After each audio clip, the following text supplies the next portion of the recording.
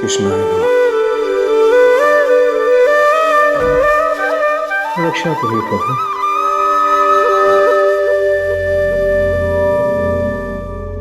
ओम नमः शिवाय।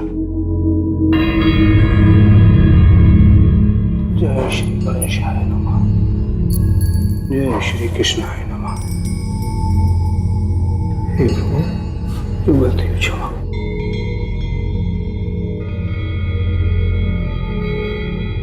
जय श्री गणेशाय नमः। जय श्री कृष्णाय नमः प्रभु। जय श्री कृष्णाय नमः। जय श्री कृष्णाय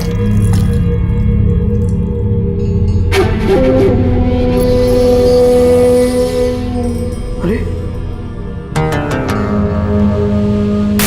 भगवान,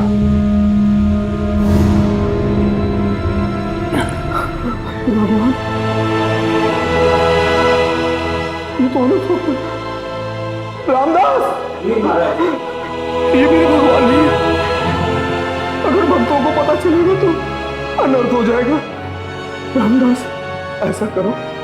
जी महाराज। जाकर के मुखिया जी को बुलाओ। जल्दी जाओ।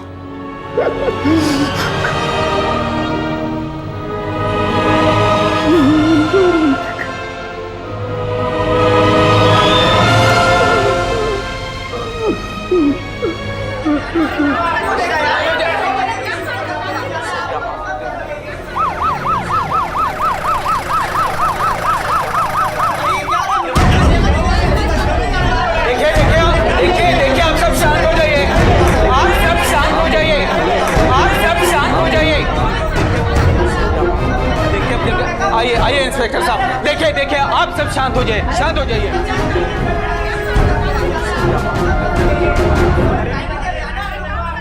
इंस्पेक्टर साहब, ये अनर्थ कार्य कल रात में ही हुआ। आप ये दावे के साथ कैसे कह सकते हैं? हम सुबह आए थे, भगवान को नहलाए धुलाए, पूजा पाठ किए, आरती किए, दिन भर मंदिर में रहे, हम कहीं नहीं गए। शाम को आरती करने के बाद अपने हाथों से मंदिर का दरवाजा बंद किए और जब सुबह आए भगवान को नहलाने लगे तो रंग छूट रहा था मूर्ति से। मूर्ति क्या सोने की थी? नहीं साहब, अष्टधातु की थी। हमारे भगवान की मूर्ति करीब 400 साल पुरानी थी। इंस्पेक्टर साहब, मूर्ति की कीमत शायद करोड़ों में होगी और आप जल्दी कुछ कीजिए, क्योंकि लोगों को पता चल गया ना तो बखेड़ा खड़ा हो जाएगा। अच्छा, एक बात बताइए, जो मूर्ति चोरी हुई है वो सेम टू सेम ऐसी ही थी? हमारे भगवान की मूर्ति इससे मिलते जुलते थे, ऐसे ही थी करीब करीब। तो मतलब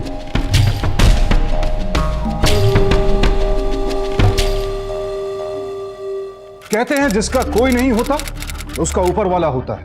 अल्लाह, ईश्वर, गॉड, वही हमारा परम रक्षक है। लेकिन ऐसा लगता है कि आज के इस कलयुग में खुद ईश्वर भी सुरक्षित नहीं है। हमारा देश एक समय में अपनी शिल्प कला और नक्काशी के लिए दुनिया भर में बेहद मशहूर था। नायाब शिल्प कला से तराशी गई मूर्तियां हमारे देश की अहम धरोहरों में से एक हैं।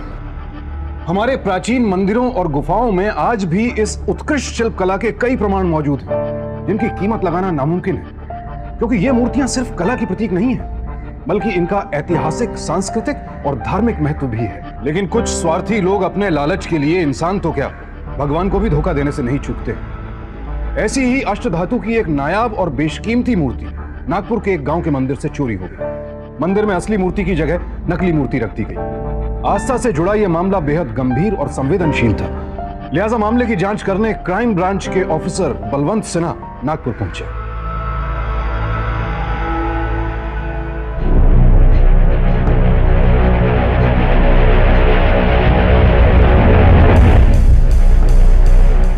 भले ही सोने के ना हो, पर हैं तो भगवान ही। पुजारी जी, आप इस मंदिर की पूजा पाठ कितने सालों से कर रहे हैं? साहब करीब 30 वर्ष हो चुके हैं। हमारे पिताजी भी इसी मंदिर में पूजा किया करते थे।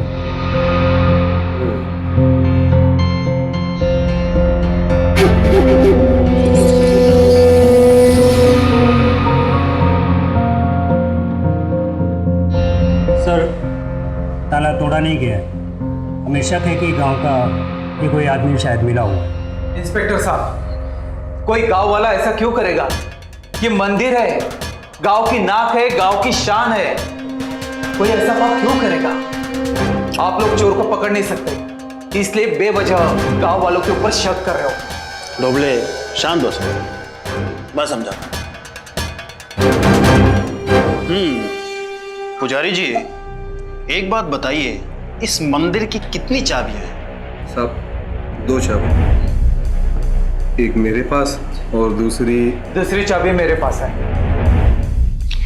ताकि एक चाबी अगर गुम हो जाए तो इमरजेंसी में दूसरी चाबी से मंदिर खोला जा सके, राइट?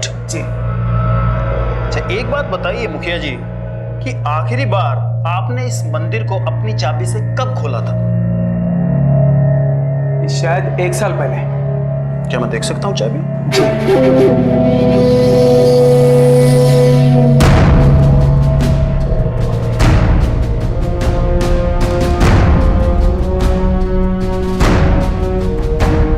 पुजारी जी, अब ये दूसरी चाबी भी आप ही रखिए, क्योंकि मुखिया जी तो 2-3 साल के लिए अब हमारे साथ जेल यात्रा पे जाएंगे। रोबले, अरेस्ट हिम। सर, सर आप मेरी बात तो सुनिए। सर आप मेरी बात तो सुनिए। जब इन्होंने 1 साल तक इस चाबी से लॉक खोला ही नहीं है, तो इस चाबी पे ये ऑयल कहां से आया?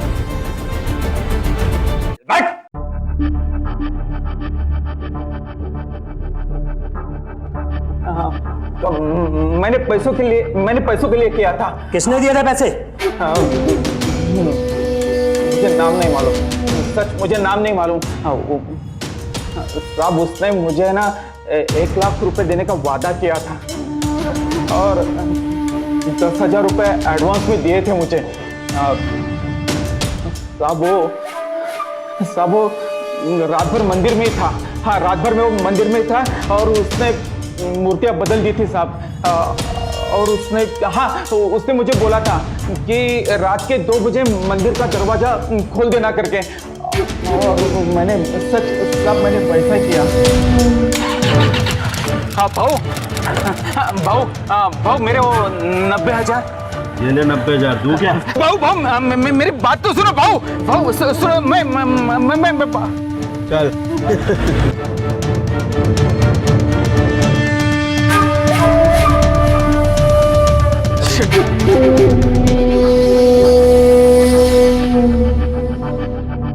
मुखिया जी, आप ना घर के रहे ना घाट के। खैर, आपने उस गाड़ी का नंबर तो जरूर देखा होगा। नंबर हाँ, याद है मुझे। GJK2 204, यही नंबर था। हाँ, यही नंबर था सर। रोबड़े सर, पता करो ये गाड़ी गुजरात के किस शहर से, फौरन। Okay sir.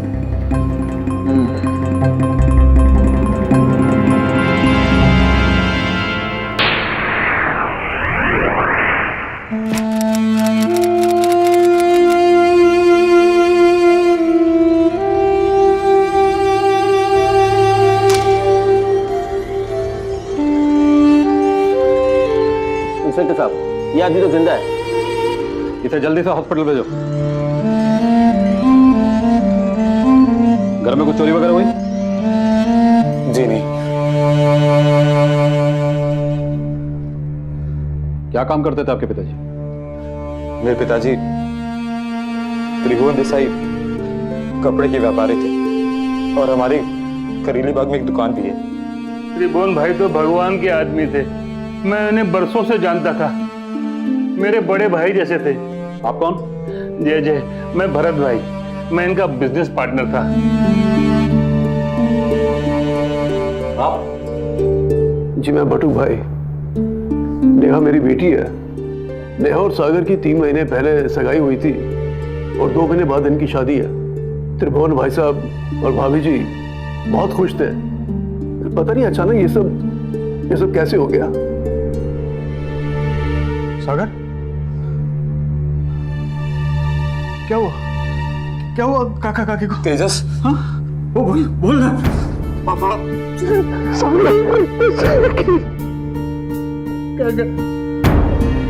इंस्पेक्टर साहब, ये तेजस है, त्रिभुवन भाई का भतीजा। त्रिभुवन भाई ने ही इसको पाल पोस कर बड़ा किया था और तेजस त्रिभुवन भाई की दुकान में ही काम करता है। ये मूर्तियां यहाँ क्यों रखी हुई है? इन्हें मैं खुद पहली बार देख रहा हूँ।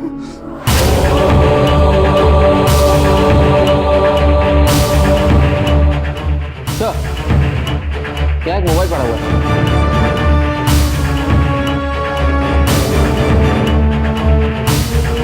किसका मोबाइल है? ये पापा को तो नहीं है। इसे फॉरेंसिक हेल्प दे दो। ओके।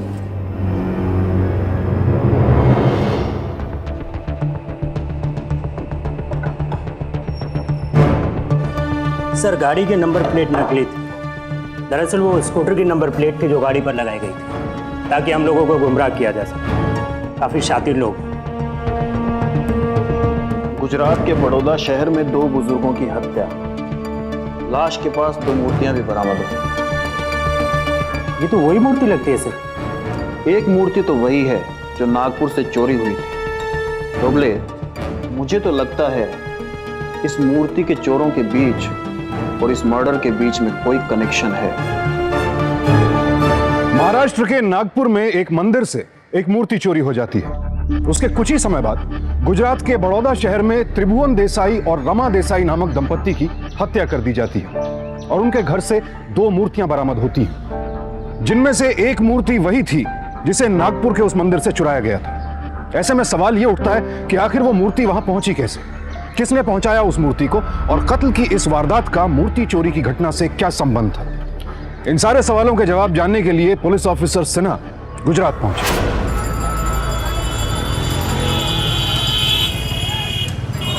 कल सुबह करीब 10 बजे के आसपास सागर देसाई का फोन आया। उसने बताया कि उसके माता पिता और नौकर बंसी की लाश पड़ी हुई है। हम मौका वारदात पर तुरंत पहुंच गए। मूर्तियां लाश के पास पड़ी हुई थी। मूर्तियां हमें कोई आम नहीं लगी। परिवार के किसी भी सदस्य के पास मूर्ति की कोई जानकारी नहीं थी, ना ही सागर देसाई, ना ही भरत भाई। हमने मूर्तियां जब्त की और एएसआई डिपार्टमेंट को इन्फॉर्म कर दिया।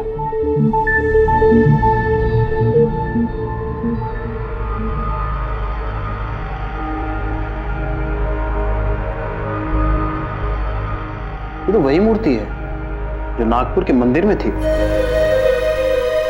मूर्ति कुछ 400 साल पुरानी है। It's a rare piece. Same इसके जैसे ही एक पीस तमिलनाडु के मंदिर में था और वो भी इसी तरह चोरी हो गया था, सेम स्टाइल में। वैसे क्या कीमत होगी मूर्ति की? और लगभग 10 करोड़। 10 करोड़? जी हाँ, विदेशों में ऐसे आर्ट की बहुत वैल्यू है। पिछले 6 महीने से ऐसी 10 मूर्तियां चोरी हुई हैं, एक ही पैटर्न की। कोई गैंग है जो इसे ऑपरेट कर रहा है। हो सकता है त्रिभुवन देसाई भी उसी गैंग के लिए काम करता। हो सकता है, लेकिन वो तो मर गया। शायद उसको उसकी गैंग वालों ने मार डाला होगा। हाँ, एक मोबाइल भी मिला है। ये शायद गिरने से टूट गया। ठीक है, इस मोबाइल को ठीक करवाइए और इसकी सिम मोबाइल नेटवर्क कंपनी को भेजिए। और हाँ, कॉल डिटेल्स भी निकलवाइए। जी। 2 लोग मारे गए हैं और वो नौकर वो बच गया है। क्या नाम था उसका? बंसी। अभी अस्पताल में एडमिट है। अच्छा, चलिए मरीज का हालचाल पूछते हैं। Thank you. ये बंसी बहुत बुरी तरह जख्मी हुआ था, पर मरा नहीं या जानबूझकर मारा नहीं गया इसे। या ये भी हो सकता है कि खुद को बेकसूर साबित करने के लिए उसने अपने आप पे हमला किया। जरा सोचो, 3 लोगों पे जानलेवा हमला होता है, 2 मारे जाते हैं, 1 बच जाता है। ये सिर्फ तकदीर नहीं हो सकती, कुछ और भी है।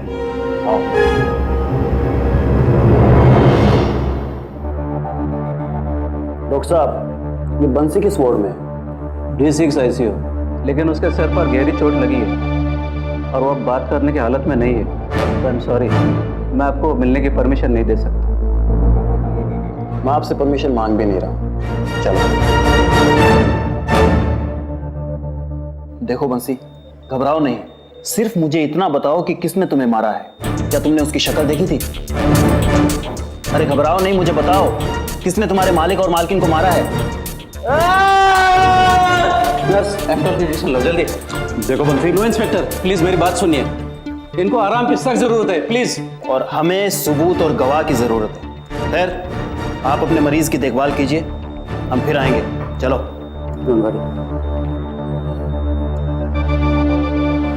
भंडारी, तुम्हें क्या लगता है, ये बंसी वाकई में बीमार है या? लगता तो ऐसे ही है। मुझे तो ये नौकर कम और एक्टर ज्यादा नजर आता है। नजर रखो इस पे। जी।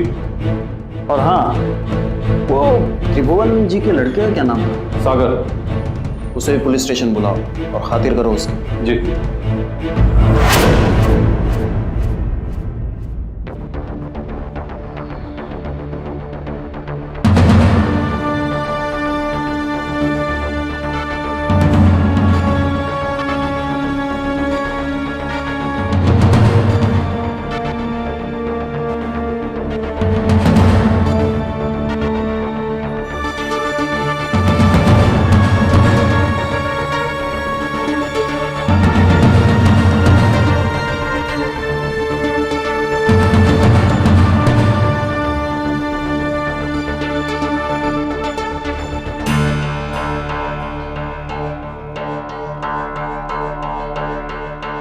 बैठो बैठो।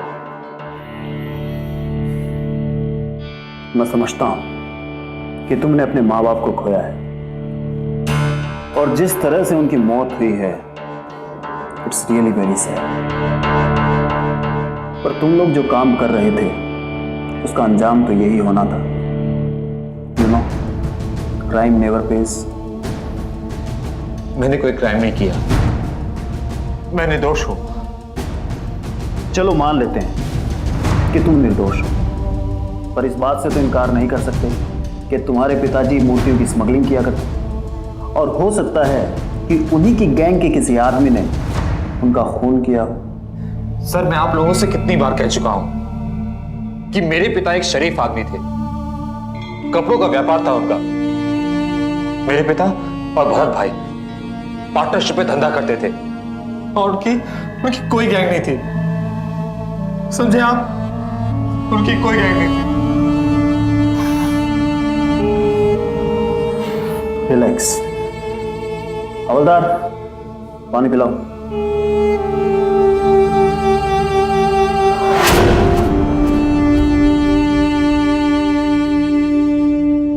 सर, ये सागर जरा मोटी चमड़ी वाला आदमी, लेकिन जल्दी पिघल जाएगा, सब सच उगल देगा। एक बात बताइए, ये त्रिभुवन के करीब और कितने लोग थे?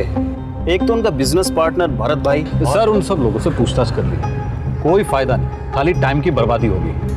आप अगर थोड़ा टाइम दे तो मैं सागर से सब सच उगलवा लूंगा। सर, ये भरत भाई करेली बाग में रहता है, पास ही में उसकी दुकान भी है। बहुत ही धार्मिक प्रवृत्ति का आदमी, बहुत पूजा पाठ करता है। धृतम व्यापारेण विपुलम धनम धान्यम मर्द सर्वकारेषु सफलताम देहि मन संतोषम सत बुद्धिम च देहि। ओम ऐं ह्लीं क्लीं चामुंडाय विजय। मेरी आन रखना, मेरी शान रखना, मेरी मैया बेटे का तुम ध्यान रखना। हे राम, अपने भरत पर ध्यान रखना, आशीर्वाद देना। हे राम, भरत पर आशीर्वाद रख। जय जय। कुछ आध्यात्म पे बातें कर ले सर।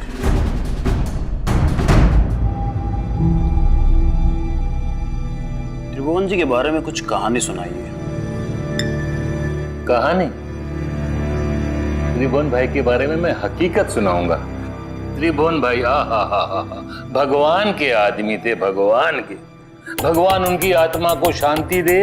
कभी किसी का उन्होंने बुरा नहीं किया, कभी भी बुरा नहीं किया। अरे बुरे करने की बात तो दूर, बुरा सोचा तक नहीं, और ऐसे इंसान को इतनी बुरी मौत। ओहो हे प्रभु। सागर उनका बेटा, कितना अच्छा बच्चा। 2 महीने के बाद उसकी शादी थी। हाँ, पूरा परिवार खुश था, पूरा परिवार खुश था। अरे बाप बेटे त्रिभुवन भाई और सागर दोनों ही तो ये बिजनेस संभालते थे। मेरा क्या है, मैं तो 4 धाम की यात्रा करता रहता था। कभी बनारस, कभी हरिद्वार, कभी मथुरा, शिरडी भी जाया करता था मैं। लेकिन लाचारी है, मजबूरी है, बैठा हूं यहाँ पर। नहीं तो वो दोनों ही तो संभालते थे। हाँ,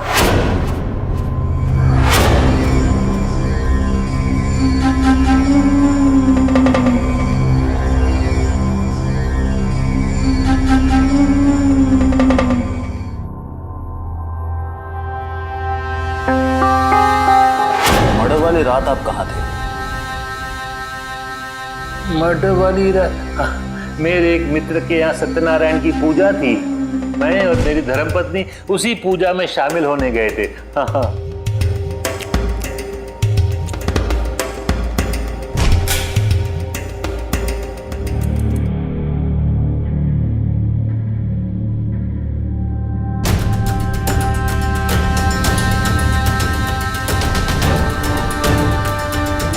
जी मैं सीबीआई ऑफिसर बलवंत सिन्हा, ये इंस्पेक्टर भंडारी।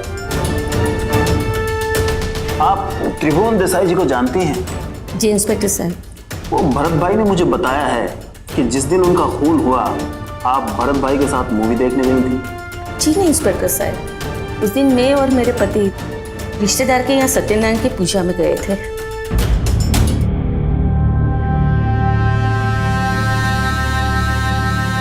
और कुछ बता सकते हैं आप हमें? त्रिभुवन भाई ने तो अपने घर में सांप को पाल के रखा था, उसने ही डस दिया है। वो ही उसका तेजस। तेजस? सर वो त्रिभुवन देसाई का भतीजा है। ठीक है, अब हम चलते हैं। ये सच है कि मेरे काका से 1-2 बार बहस हो चुकी थी, पर बिजनेस में ये सब चलता रहता है सर। मैं उनकी बहुत इज्जत करता था, मेरे पिता समान थे वो। एक तो हमारा पूरा परिवार तबाह हो चुका है सर, ऊपर से आप लोगों ने सागर भाई को जेल में बंद कर रखा। सागर भाई बेगुनाह है सर। नमस्ते इंस्पेक्टर। नमस्ते।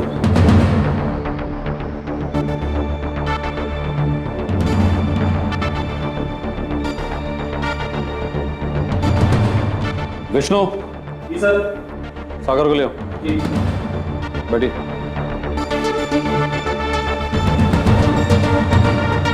आप त्रिभुवन जी को कब से जानते हैं? जी मेरा एक्सपोर्ट का काम है। जब से उन्होंने अपना धंधा नया नया शुरू किया था तब से मैं उन्हीं से माल ले रहा था।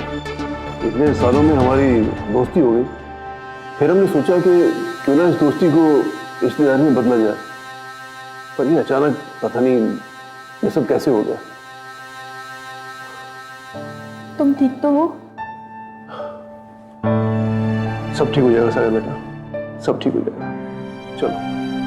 अच्छा इंस्पेक्टर साहब, चलो बेटा। Thank you sir, thank you. एक बात मुझे समझ में नहीं आती कि ये बटुक भाई एक स्मगलर के बेटे से अपनी लड़की की शादी क्यों करवाएंगे? बटुक भाई नहीं बल्कि त्रिभुवन जी के बिजनेस पार्टनर भरत भाई, उनका भतीजा तेजस, सभी एक ही राग अलाप रहे हैं कि वो बहुत अच्छे आदमी थे, बहुत अच्छे आदमी थे। एक बंसी है जिसने मुंह नहीं खोला अभी। बहुत दिन हो गए आराम करते हुए, चल के खबर लेते हैं। चलिए सर। इस केस के इकलौते चश्मदीद गवाह बंसी ने हॉस्पिटल में आत्महत्या कर ली। बंसी इस रुके हुए केस को एक नई दिशा दे सकता था, लेकिन अब पुलिस के लिए वो रास्ता भी बंद हो चुका था। लेकिन बंसी ने मरने से पहले एक सुसाइड नोट छोड़ा, और उस सुसाइड नोट में उसने कई चौंकाने वाली बातों का खुलासा किया। खत में बंसी ने लिखा था कि त्रिभुवन देसाई और रमा देसाई की हत्या खुद उसी ने की थी, और त्रिभुवन देसाई अपने बेटे सागर के साथ मिलकर मूर्तियों की तस्करी किया करते थे। पुलिस इंस्पेक्टर गोहिल के लिए अब यह केस सॉल्व हो चुका था। क्योंकि मूर्तियां चुराने वाले और रमा और त्रिभुवन के हत्यारे दोनों का ही पता चल चुका था। लेकिन ऑफिसर सिन्हा के दिमाग में अब भी कई सवाल उमड़ रहे थे।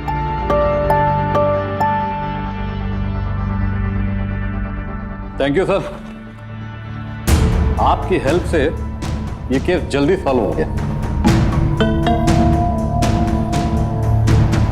क्या सोच रहे सर?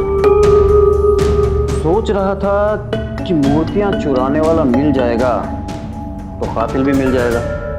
अब दोनों मिल गए हैं तो मूर्तियां नहीं मिली हैं। सिर्फ 2 मूर्तियां बरामद हुई हैं त्रिभुवन के घर से। बाकी की मूर्तियां कहां हैं? कुछ तो मिसिंग है। सर उस सागर को तोड़ेंगे तो सब बता देगा। अब उसके पास कोई ऑप्शन भी नहीं। वैसे भी बंसी के सुसाइड नोट में लिखा हुआ है कि वो भी अपने बाप से मिला हुआ। बंसी जिस पंखे से लटका हुआ था उसकी ऊंचाई थी 12 फीट, राइट? और उसके आसपास कोई टेबल या कुर्सी भी नहीं थी। मुझे लगता है कि बंसी ने सुसाइड नहीं किया, और जिसने भी उसका खून किया है वो इस सागर का बहुत बड़ा दुश्मन है, क्योंकि उसके 100 करोड़ सुसाइड नोट से यह साबित होता है कि सागर एक स्मगलर है।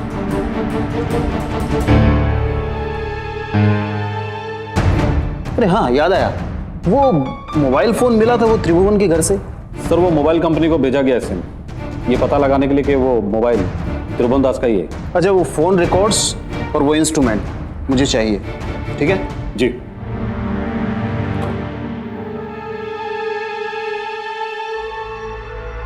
जय श्री कृष्ण भरत भाई।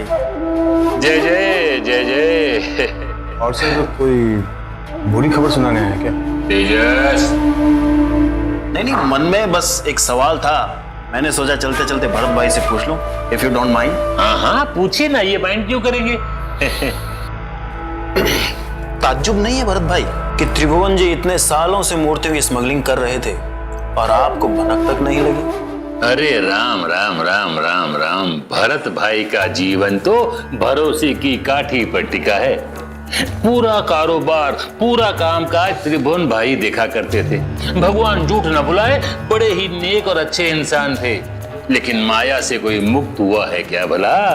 आखिर वो भी तो इंसान थे, है ना, है ना, है ना? बिल्कुल ठीक कह रहे हैं आप। अब हर कोई तो आपकी तरह संत और महात्मा हो नहीं सकता है। जय राम जय राम जय राम। खैर, यही हमें पूछना था, पूछ लिया, अब हम चलते हैं। जय श्री कृष्ण। जय जय जय जय जय जय।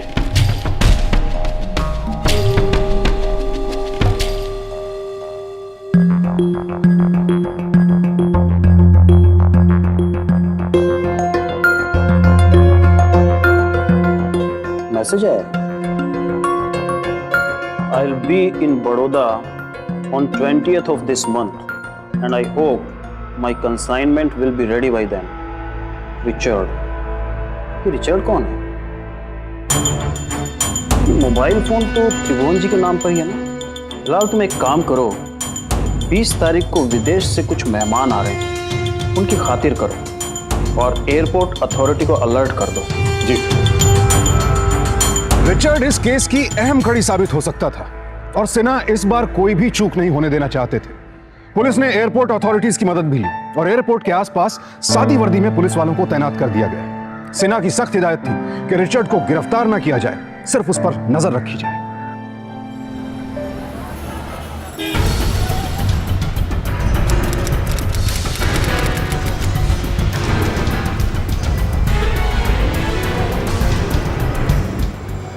रिचर्ड जिस होटल में रुका हुआ था, पुलिस ने वहां भी अपने आदमियों को तैनात कर दिया। पुलिस इंस्पेक्टर गोयल और सिन्हा रिचर्ड का इंतजार करने लगे और आखिरकार उसे अपने शिकंजे में ले ही लिया।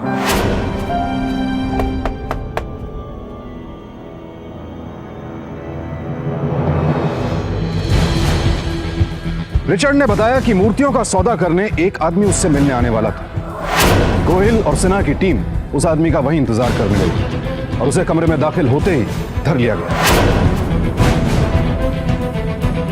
Is the consignment ready? Payment is ready. We are also ready, gentlemen. ये कौन है? Come on, move. बताते हैं। चल। ये शख्स था रफीक, वही रफीक जिसने नागपुर के मंदिर से अष्टधातु की मूर्ति चुराई थी।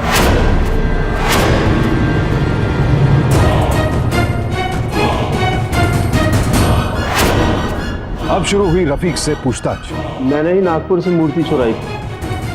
मुझे फिक्स कमीशन मिलता है 10%। और कौन कौन थे तेरे साथ? मैंने पूछा और कौन कौन थे तेरे साथ?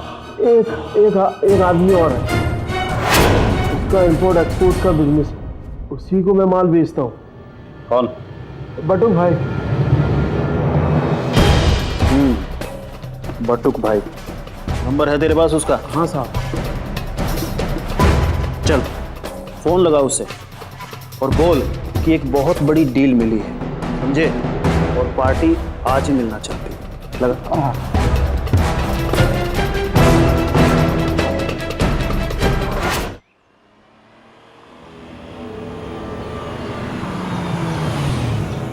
रफीक भाई, पार्टी किधर है?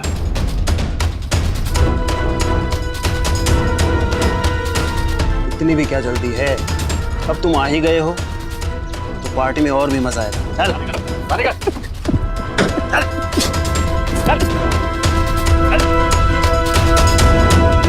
बटुक भाई त्रिभुवन देसाई के होने वाले समधी, वो भी इस मूर्ति तस्करी गिरोह से जुड़े हुए थे। मौका वारदात से बरामद हुए मोबाइल से मिले एक मैसेज ने इस केस का रुख ही पलट कर रख दिया। एक एक करके सारी कड़ियां जुड़ने लगी। पहले रिचर्ड से रफीक और अब रफीक से बटुक भाई। लेकिन अब भी बहुत सी बातों का खुलासा होना बाकी था और यह खुलासा बेहद चौंकाने वाला था। इस उम्र में जब हड्डियां टूटती है ना तो बहुत मुश्किल से जुड़ती है। जब रफीक जैसा जवान आदमी टूट सकता है तो तुम सोचो तुम्हारा क्या हाल होगा। इसीलिए बेहतर यही होगा कि जो भी कुछ जानते हो सब सच सच बता दो मुझे। मैं एक्सपोर्ट के बिजनेस की आड़ में देश से बाहर मूर्तियां भेजता था। त्रिभुवन देसाई और भरत भाई के साथ मेरी दोस्ती हो गई। मैं उनके कपड़ों के ऑर्डर के साथ साथ अपना माल भी भिजवाने लगा। एक दिन उसे मेरे धंधे के बारे में पता चल गया। मैंने उसे पार्टनरशिप ऑफर की और वो मान गया। इसका मतलब ये हुआ कि तुम और त्रिभुवन दोनों ये मूर्तियां सप्लाई करने के धंधे में पार्टनर थे? नहीं, त्रिभुवन को तो इस बारे में पता भी नहीं था। मैं और भरत भाई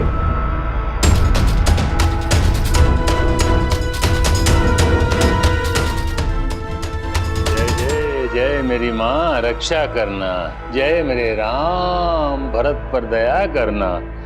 जय जय जय श्री कृष्णा भरत भाई। जय जय जय जय जय जय। और बताइए भरत भाई, धंधा पानी कैसा चल रहा है? सब ठीक ही है। हमने तो सब माता रानी पे छोड़ के रखा है, जो देवे उसमें खुश रहने का, है ना, है ना, है ना?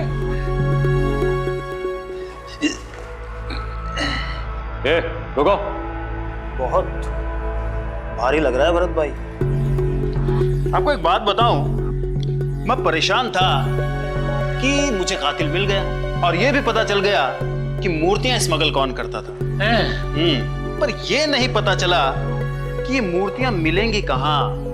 क्या आप मेरी हेल्प कर सकते हैं? मैं? अच्छा भरत भाई, एक बात बताइए, अगर आप चोर होते तो आप कहां छुपाते? ये क्या कह रहे हैं आप? आप मानते हैं कि भगवान हर जगह है? हाँ। मैं नहीं मानता। आपको लगता है कि इस पुतले में भगवान है? चलिए टेस्ट करते हैं।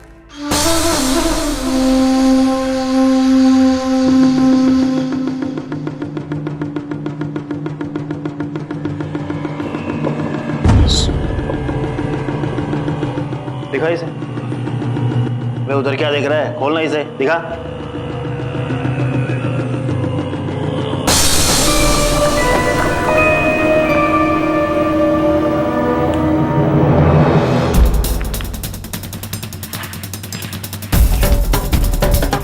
अरे भंडारी, ये देख।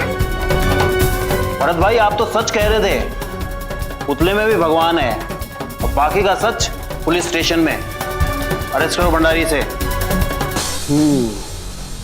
त्रिभुवन जी को तो आप अपना बड़ा भाई मानते थे, फिर उन्हें क्यों मरवा दिया? उसको हमारे धंधे के बारे में सब कुछ पता पड़ गया था और वो हमें पुलिस की धमकी भी दे रहा था। मेरी पीठ पीछे ये काले कारनामे कर रहे हो तुम? अरे शर्म आनी चाहिए तुम्हें। सारे दिन भगवान का नाम लेते हो और उसे बेच खाया। वन भाई शांत हो जाओ, शांत हो जाओ, गलती हो गई। मोटा भाई माफ करो ना। अबे माफ करूं? अरे कितना गिर गए हो तुम, जरा भी शर्म है तुम्हें? विश्वासघात किया है मेरे साथ, मेरे परिवार और मुझे इस पाप में भागीदार बनाया तुमने। पापी जो तुम्हें, पापी। छोड़ूंगा नहीं मैं तुम्हें, और पुलिस में आप भी तुम्हारे। इसके अलावा हमारे पास और कोई चारा ही नहीं था, और इसीलिए तुमने बंसी को सुपारी दी थी। बंसी को तो सिर्फ इतना कहा गया था कि वो रात को दरवाजा खुला छोड़ दे। ये आपने क्या किया? जान से मार दिया? आप तो उल्टे से बात करेंगे तो पूरा फंस गए। चुप कर, चुप कर। तू बस अपना मुंह बंद रखना, समझा? अपनी जमीन छुड़वानी है ना, बहन की शादी करनी है ना, सारा इंतजाम मैं करूंगा। 50 लाख दूंगा, बस अपना मुंह बंद रखना, ठीक है? तेजस भैया, पुलिस और फिर सब लोग तो शक मुझ पे करेंगे ना। वो तू मुझ पे छोड़ दे। और वो मूर्ति वहां क्यों रखी? काफी अरसे से पुलिस पीछा कर रही थी सर। मैंने सोचा कि एक तीर से 2 निशान लग जाएंगे। पुलिस को लगेगा कि स्मगलर पकड़ा गया और हम अपना काम आसानी से कर सकेंगे सर। और वो सुसाइड नोट भी नकली था, क्यों? सिर्फ बंसी एक राजदार था सर, उसे मारना जरूरी था। मैंने उसकी सुपारी दी और वो लेटर भी मैंने रखा है ताकि सारा शक साले पर खून की तहकीकात बंद हो जाए सर। बस तुम जीने के लायक नहीं, तुम्हें देखकर घिन आती है मुझे। जाओ इसे।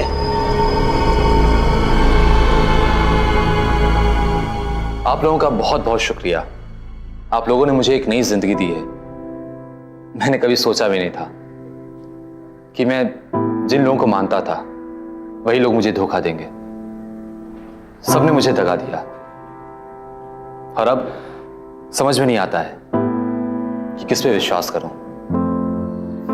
मैं मानता हूं सागर कि तुम्हारे पिता और तुम्हारे साथ बहुत बड़ा विश्वासघात हुआ है, पर मैं एक बात कहूंगा कि तुम इंसानियत पे से कभी भी विश्वास मत करो। तुम दोनों को अपनों ने बहुत धोखा दिया है, पर उम्मीद करता हूं कि तुम दोनों एक दूसरे पे भरपूर भरोसा करोगे और अपनी जिंदगी को बहुत अच्छे से जियोगे। All the best.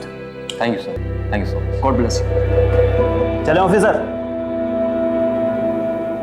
Balwant Sinha ने अपनी सूझबूझ और गहरी तफ्तीश से एक पूरे गिरोह का पर्दाफाश किया जो मूर्तियों की तस्करी करता था, और उन्होंने हमारे देश की एक और सांस्कृतिक धरोहर को विदेशी बाजार में नीलाम होने से बचा ली। इस केस के मुख्य आरोपियों तेजस, भरत भाई, बटुक भाई और रफीक को त्रिभुवन देसाई और उनकी पत्नी रमा देसाई और उनके नौकर की हत्या और हत्या की साजिश के जुर्म में आईपीसी की धारा 302 सेक्शन 34 और 120 बी के तहत सजा सुनाई गई। साथ ही मूर्तियों की चोरी करने के आरोप में उन्हें आईपीसी की धारा 379 के तहत भी सजा सुनाई गई। लेकिन दुर्भाग्यवश ये केस एक अपवाद मात्र है।